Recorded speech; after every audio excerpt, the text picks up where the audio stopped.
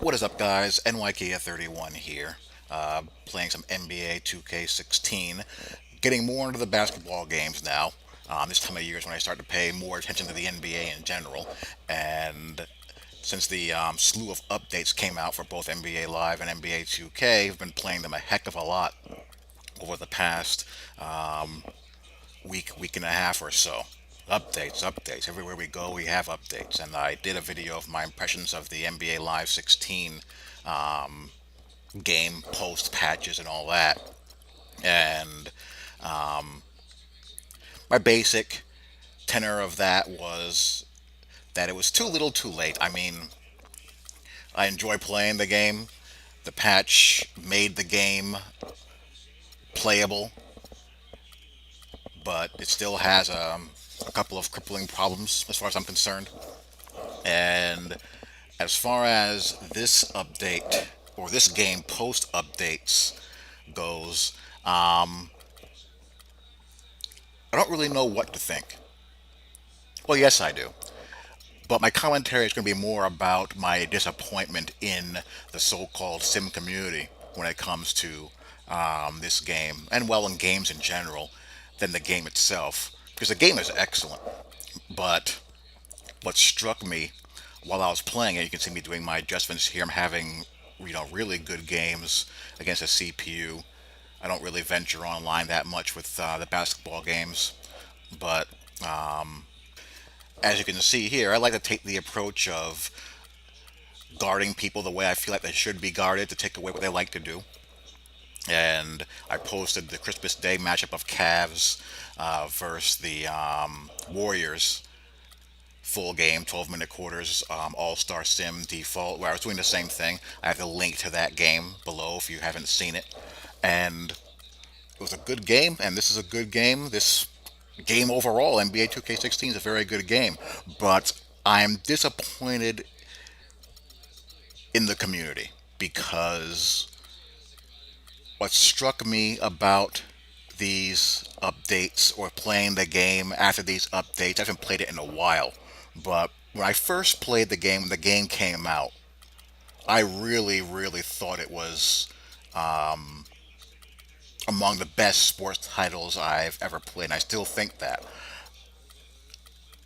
But post update, I actually feel like the game has gotten easier.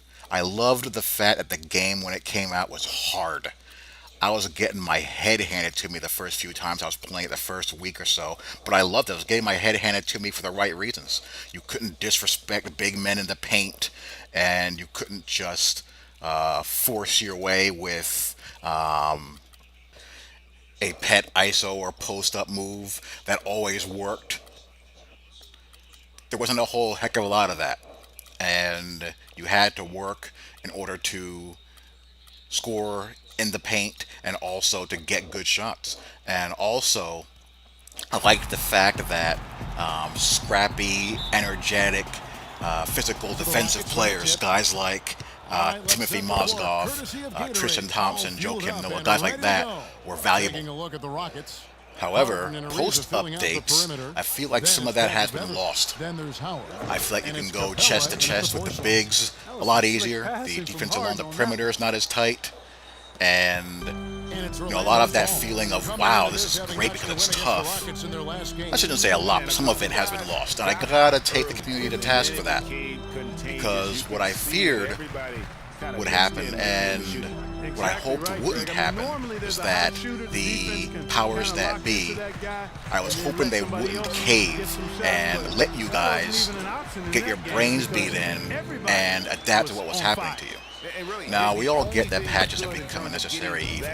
Not enough time to put everything into the game that needs to be put in, so the game gets patched 1, 2, 3 times to tweak and improve and add those things in that couldn't be done by release date. Understood. But I'm not talking about that.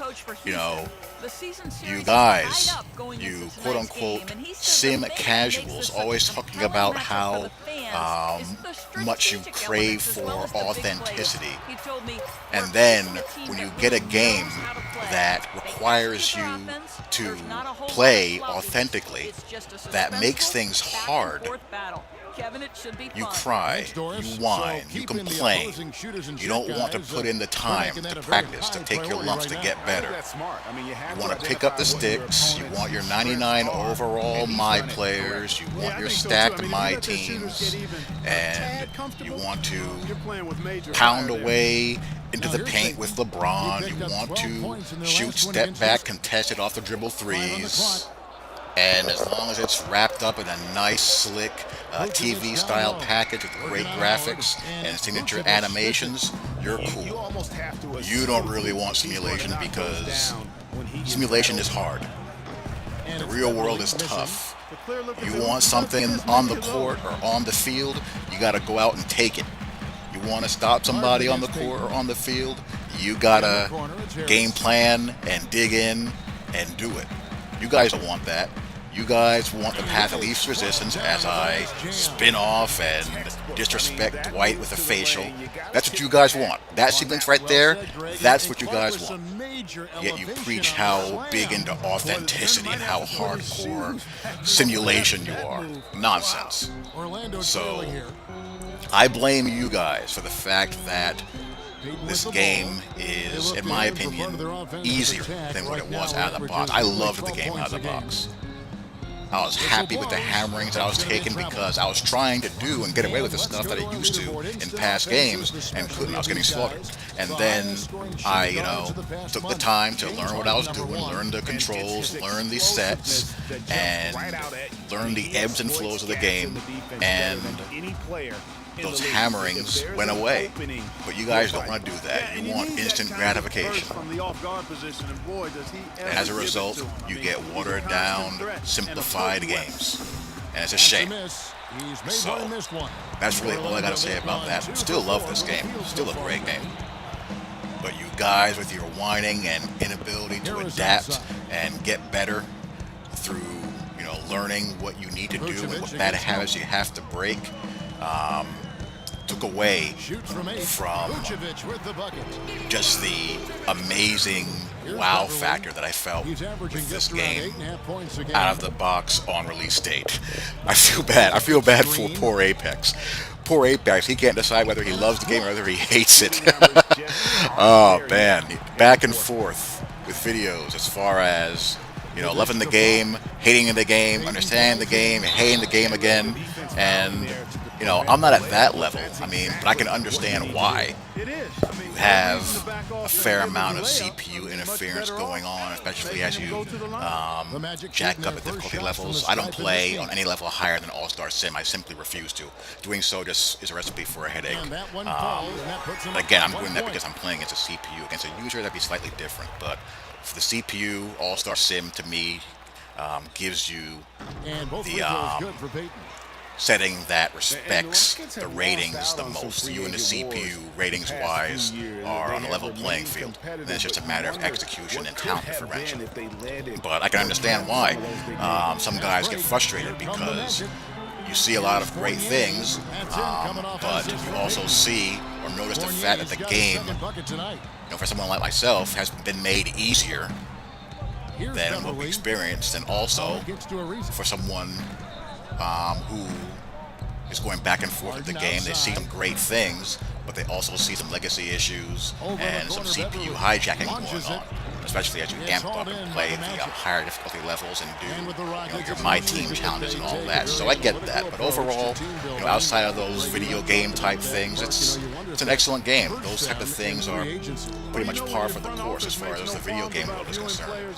Outside of some sluggishness I feel with my user control player, from time to time I don't have a whole heck of a lot of complaints other than my overall impression post updates of the game being less difficult across the board. So I'd love to hear your guys' opinion of this, and I'm going to be doing footage of both basketball games, positional highlight reels, and all that stuff, and streaming games here and there, and having a fun time with them. Hope you guys enjoyed. I will talk to you all later. Peace. Still, you can't take anything away from their road performances last season. And the Rockets making a change here. Jones has checked in. And, you know, you think about the Rockets, as you mentioned. I mean, one reason they were so good on the road is their offense didn't miss a beat when they left Houston. When you can get to the line as much as they did, you remain consistent on the road. Now here's Payton. He dishes it to Vucevic. Fournier for three, and the basket good. Fournier's got 7 points in the game. And the story here, Kevin, early on is how well they've shot the basketball. Very high percentage so far, and if you want to start a game hot, that's the way to do it. Harden's shot is good. Yeah, gutsy shot to come right back at him with the three of his own. Well, we've seen it before. He doesn't have any problem trading shots with anybody. Now here's Payton. Harris outside. Offline with his three. To the inside. Capella, and down it goes. Dunked through off a wonderful assist. Well, he's an undersized center, but he more than makes up for it with some serious leaping ability. Payton against Beverly. Vucevic is screen on Beverly. Payton passes to Vucevic. And Jones sends it back. They retain possession. Payton kicks to Harris. Second chance shot. Payton, that's good. Wow, risky shot there size-wise, but the incredible skill that he possesses allows that one to go. Well, the quick high release negated any height disadvantage he had right there. And now the first timeout called here for the Rockets. Last game matched up with the Magic. A tough loss there. And that was one of the few times that you'll see a team just lack fight defensively in losing that game. Yeah, and I know their fans may not want to hear it, but the reality and the truth is the defensive end of the floor was not what it needed to be in terms of effort.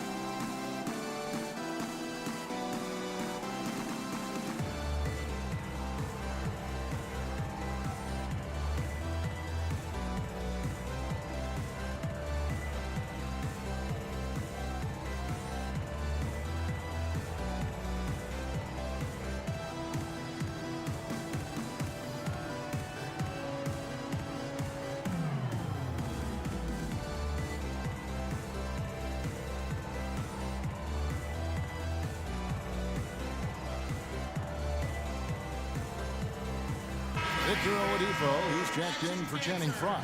And a switch here also for Houston. Montejunas is checked in. Rockets trail by 6. And here's Beverly. Montejunas sets a screen for Harden. Dishes it to Montejunas. It's good. The assist that time from Harden. Harden's got 3 assists in the game.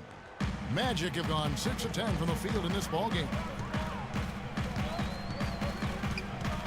Payton outside.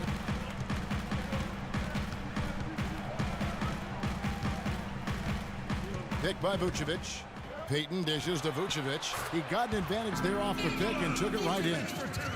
And the Magic lead by 6. Well, I tell you what, the post play has been rock solid right off the bat. It really has, and they've created a lot of high percentage shots in the paint here already. Now here's Beverly. Here's Montejunas, and he takes it in for the layup off a very nice feed. Montejunas has got his second basket. Orlando leading by 4. Fournier in the corner. Inside, stolen by Harden. Oh, and a fast break for the Rockets. Beverly with the ball. And count it. 2 points with a chance for one more at the free throw line. And they're beginning to just flat out fall apart defensively right now, especially on the interior. Yeah, and that's 4 straight field goals now, Greg, they've allowed from point-blank range. Can't happen. Catching up on the changes for Orlando. Smith checked in for Vucevic. Nicholson comes in for Fournier. And it's Napier in for Elfrid Payton. Corey Brewer's checked in for Houston. Terry comes in for Patrick Beverly.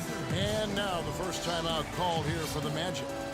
The Orlando Magic didn't make the playoffs last year. For the 3rd consecutive season, Greg, they knew it wasn't a realistic goal for them. Yeah, and last season wasn't really about making the postseason, Kevin, for this group. It's soon that will have to be the goal, as patience will wear thin within that fan base. Well, it's been a while for the Magic in regards to the postseason. Another year of missing postseason play. This latest playoff drought comes after they made 6 straight trips to the playoffs from 2007.